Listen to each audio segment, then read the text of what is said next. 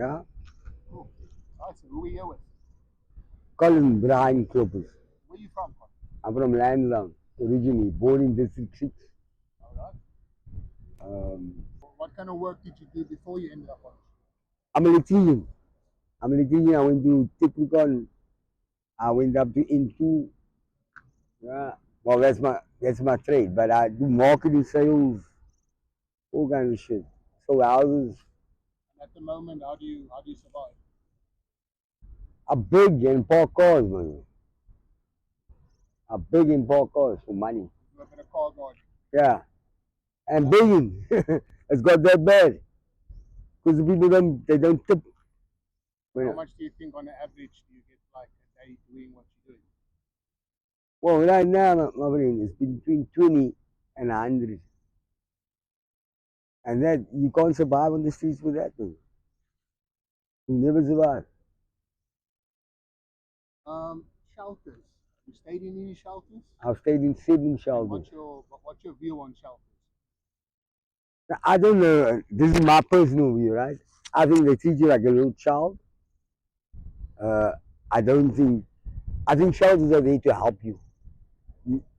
You've lost whatever. You've lost your house. You've lost whatever, and a shelter is there to help you. I don't think they're doing they're not doing what they should be doing. And how can they improve? How do you think they can better on what they do? They treat him personally. They treat him adults. Now I'm an adult. I'm 54 years old. They treat you like a child How so?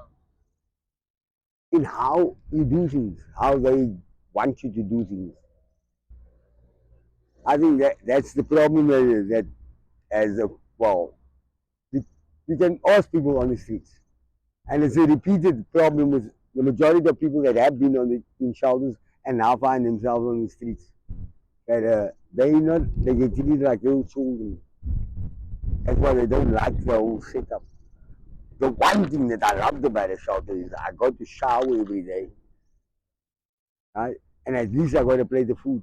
And sometimes I don't have a plate of food. While I don't eat, I might have to wait another day and then I eat. Which it fucks up your stomach. It messes up your stomach. And what's the food like in those places? In shelters, it's bones delight, man. Bones delight. All you eat is rice, uh, food with bones in it, and so that the food tastes like it's got meat with a whole lot of veggies. It's obviously, I've worked in the shelters as well, like packing things and getting things and shit like that. So you get most, it's like a sell by dates or finish. So you get all of that fresh produce. And that is what we eat. I think if they put meat in it, I think people would appreciate it more. I've been to jail for no apparent reason, but even in jail, you're incarcerated and you get meat in your food, maybe, not just bones. Can you share a bit more about that one? About your jail experience? You don't have to tell us how you ended up there, but what was No, I'll tell you how I ended up there. And that's part of the reason why I'm on the streets. Um, I got jailed for swearing at my sister, right? Um, she phoned the cops. Um, the cop hit me. I assaulted him back, but I was picked up for threatening to rape, demolition, damage to property, um, assaulting a police officer. The police officer hit me in my own house, and I assaulted him. How the hell can I assault him? and how long did you get for that? 1 year, my brother. 1 year. You stayed 1 year in jail. No, I didn't spend 1 year in jail. I because in that time, this house was my house, right? But it was on my sister's name, right? Right. Um, I get charged with threatening to rape my sister, right? Um, this threatening to rape is me telling her, if you're going to 9 me out of my house, right? Because the house has been put on her name. Now I allowed this to happen. So in other words, I don't have any qualm with it, right? As long as they do things the right way, Mus.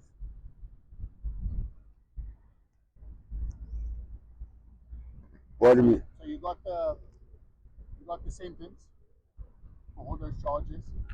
What was it like in there? No, I never got sentenced with the charge. I was found not guilty. Oh, that's good. I was found not guilty, my brother. So how did you end up in jail? Listen to what they do, eh? Now I think my family orchestrated this to get me into jail, right? I think they orchestrated. My mother had a protection order against me and my brother, right? Now, what was that for? Because we had a fight. My brother came home one night. Disturbing the peace. Well, my brother came home one morning actually, and I was getting into bed, and he was like drunk, and he looked for shit, and I gave him a nose, and yeah.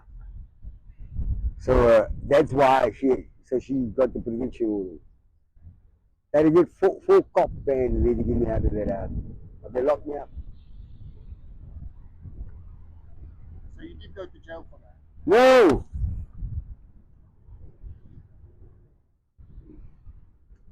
no jail time. You just got a warning. No, not even that. They charged me. Huh? This side. Yeah.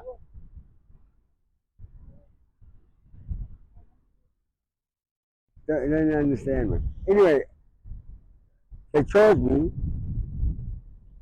but the case was withdrawn. And my mother got the protection order against both me and Jail time, but protection order was there. yeah. My mother she had to go to court to get the protection order, right? But this is on my mother's name. I got sentenced to a year for contravening a protection order that my sister supposedly took out on me. And there's no protection order on her. She never took out one. They just transferred it from my mother to her, and I got 1 year, my brother. A whole year in prison. Now, because I'm a first offender, I haven't done any crime in my life. It's the first time, right? So they sentenced me 276I. So I done 2 months, 16 days. I'm supposed to only do 2 months, but I stayed 16 days extra. Right? And then they put you on like a community service kind of work. Okay? So that's after your sentence. Yeah, When you come out. when you come out, like I told you, I only did 2 months, 16 days. So then I had to work at Lansdowne Police Station, clean up the police station once a week on a Sunday. How many hours of community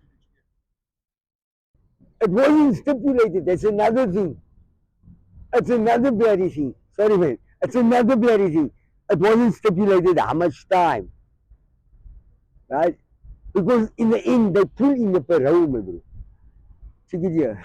If you get sentenced to a year, in normal jail time, you only do, if it's not a serious crime, you do a fourth of the jail time. Right? Now, because I'm a first offender, so they gave me, I can do 276I. It's a legal 276I, right? And I get sentenced that way, so I only do a sixth because it's my first offense, right? Now, if it wasn't my first offense, I would have only done 3 months. I done 2 months, 16 days. Yeah? I was kept on trial for 4.5 months without bail, so that they could sell my house. So they sold my house in that time while I'm on bail. When I came out on bail,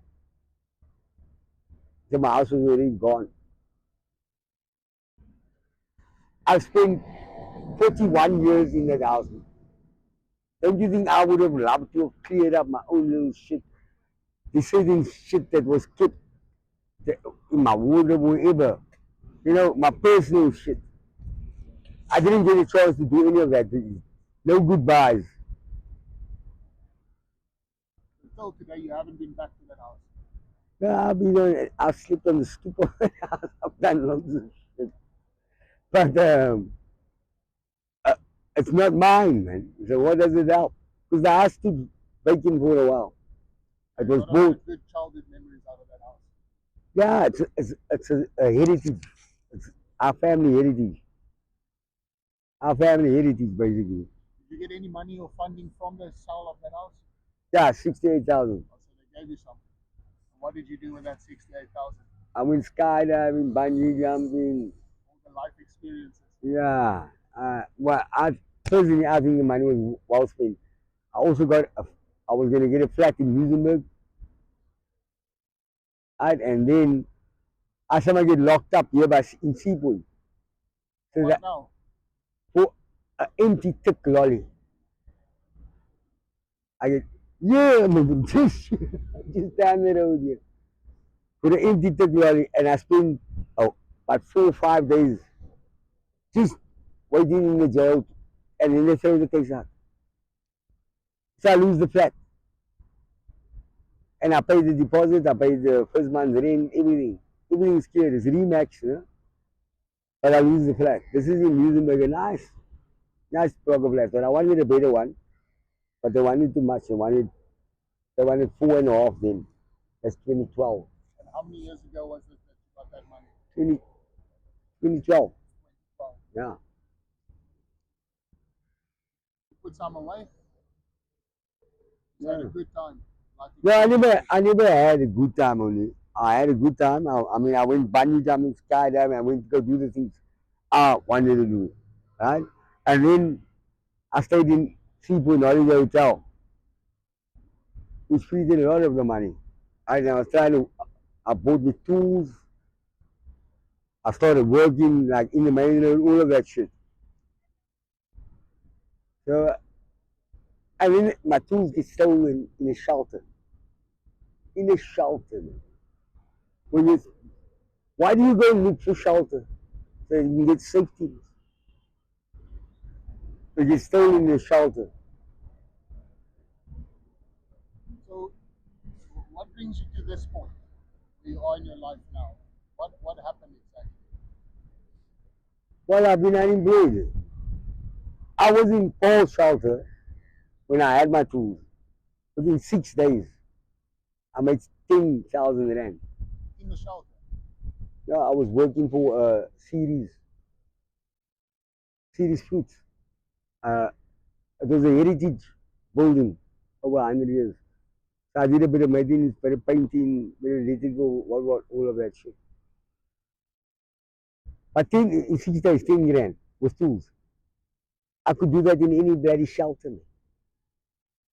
So you can pick yourself up quickly. But these shelters these days, those people are left to do EPW. Now, EPW, they pay you 1,200 rand every 2 weeks. You can never survive on that money, my brother. They're basically paying you, they're telling you you must survive on 2,400 rand for the entire month. With your transport, with eating. I mean, you get food at the shelter at night. What do you do during the day? No, man. Colin, I got one or two more questions. Right? Fire away. How long have you been in this situation of being homeless? I was staying in Kope in 2017, right?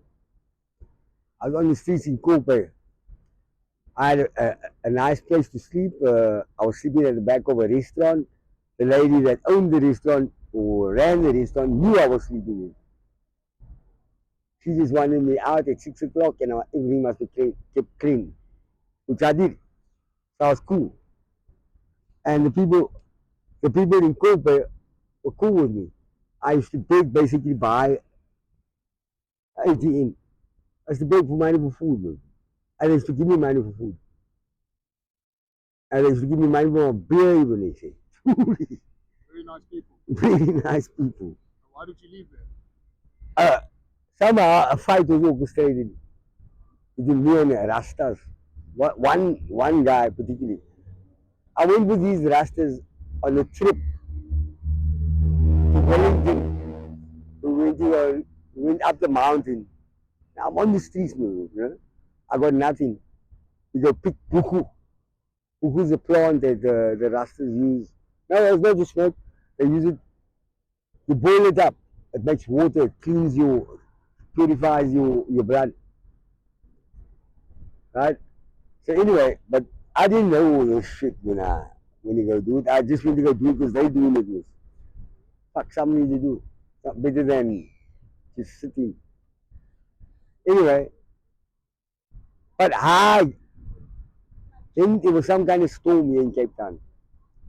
And they picked me up off the streets and they give me a place in a shelter. This shelter this is the shelter that stole my tools and all my clothes in the retreat. I got put back into that shelter. It's a winter program for 3 months. Huh? No, it's for free, yeah, but you must pay shelter fees.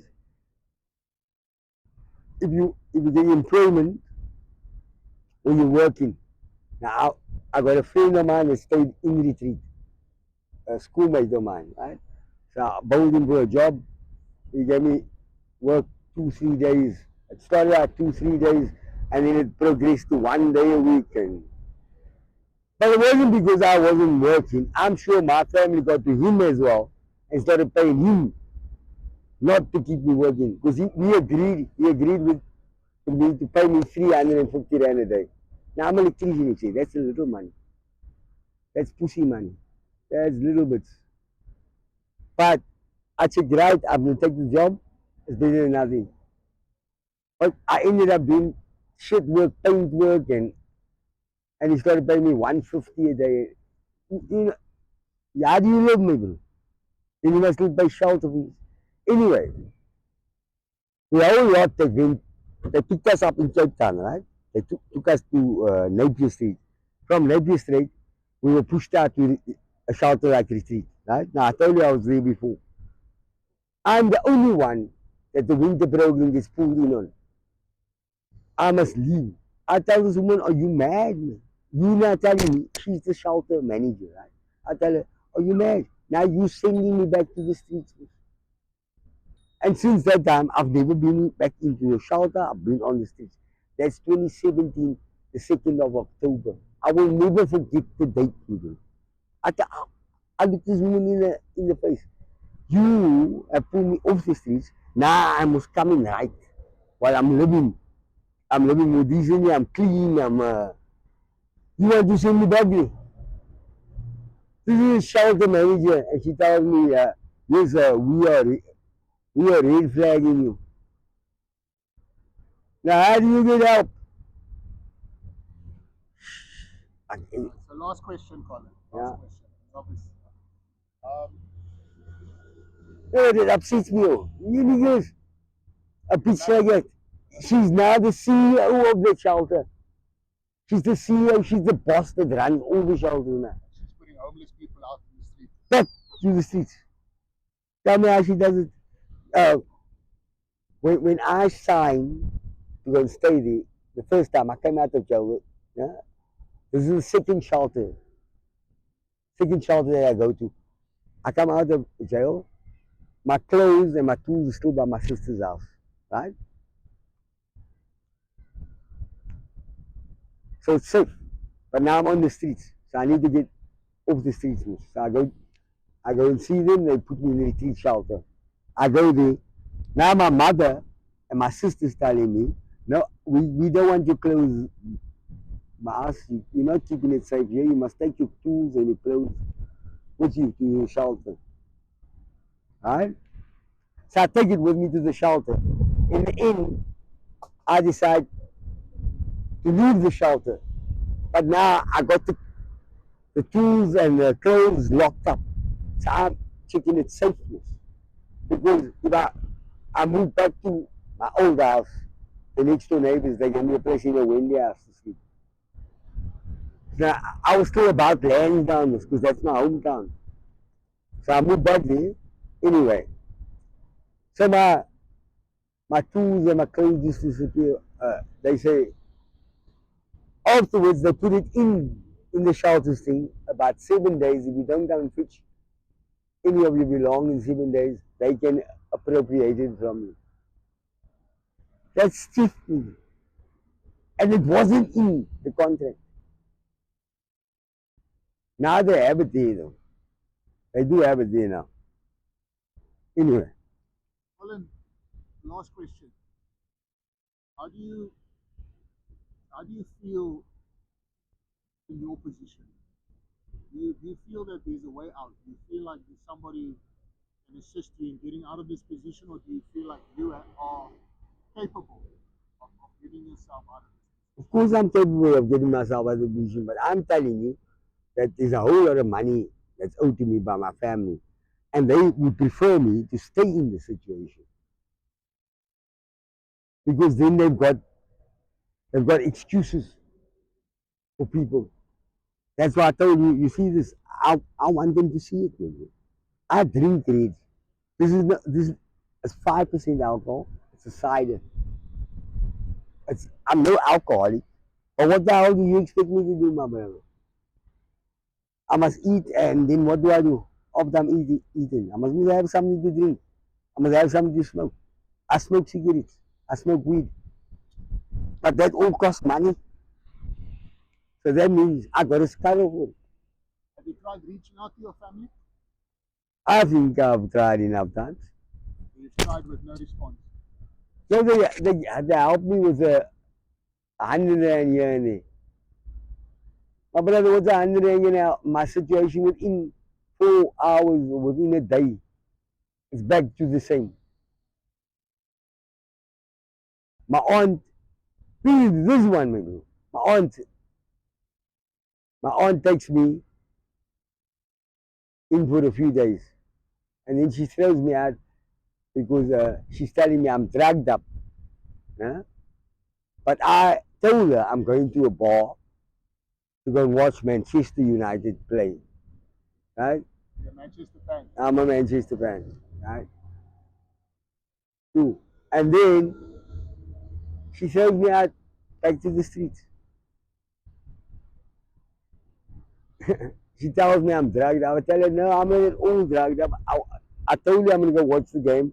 I come from the pub. But I drank 6 beers, my brother. The first 5 beers I drink in a bar that is, there's not a whole lot of people there. And I'm thinking, no, man, I wanted action. I wanted to see people. It's like this time of the year.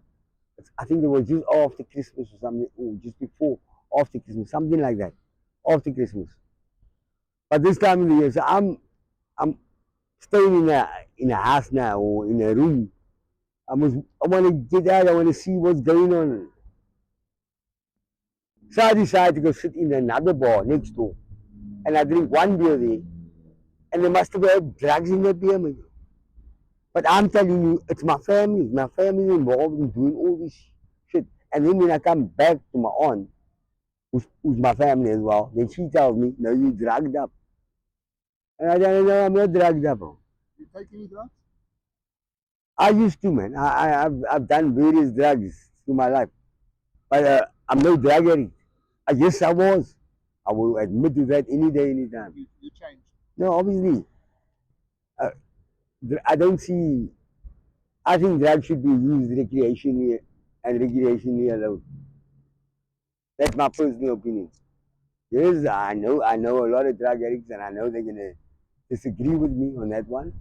But if they if they get it, they'll understand that that's the best way and the only way. Colin, thank you for your time. Short, Nice meeting you. short English.